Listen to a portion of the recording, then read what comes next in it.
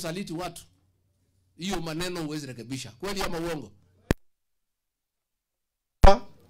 Ati ametumana amemwaga askari hapa Naivasha town. Wamejaa.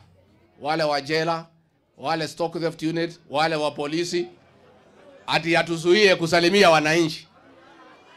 Sasa mimi naambia rais, wewe tayari umekosana na hii watu.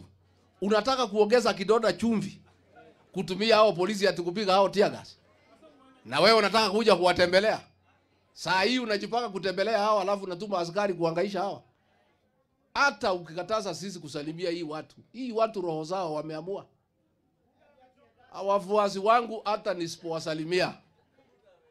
Si mumeamua? Si mumeamua? Si mnangoja chama yangu mwezi ya 5? Muko tayari? Muko tayari? Muko tayari? Na tena munisaidie. Munisaidie watu ya Naivasha na watu ya Nakuru. Ile shida sisi tumepata watu ya Nakuru na watu ya jamii ni wasaliti.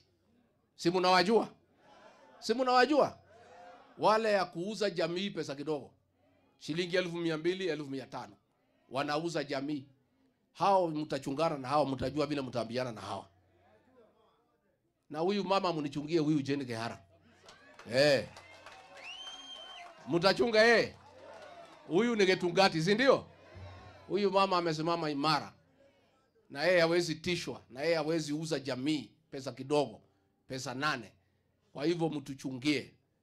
Mtaangalia hii wasaliti wote mnawajua, hata mimi hakuna haja niambie nyinyi. Si mnawajua?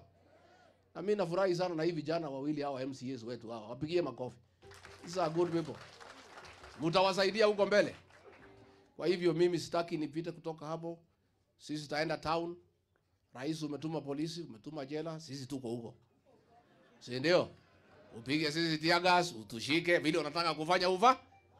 Lakini 2027 tunakukoja kwa de. Hata ukishika sisi, hata ukitupiga tear gas, pale kwa debe kutakuwa na tear gas. Ati amekasirika, amekuja hapa siku ya safari, wale watu wamempigia kelele. Sasa anasema vile alipigiwa kelele ati na yeye atume polisi watupigie kelele. Sasa hii askari utafanya mkutano wa askari wakusikize. Hata hao askari wetu msiwachukue vibaya. Wameumia vile mumeumia. Pay slip yao imekatwa. Wakienda hospitali hawapati matibabu. Wakipeleka wake wao kuzaa wanaambiwa walipe.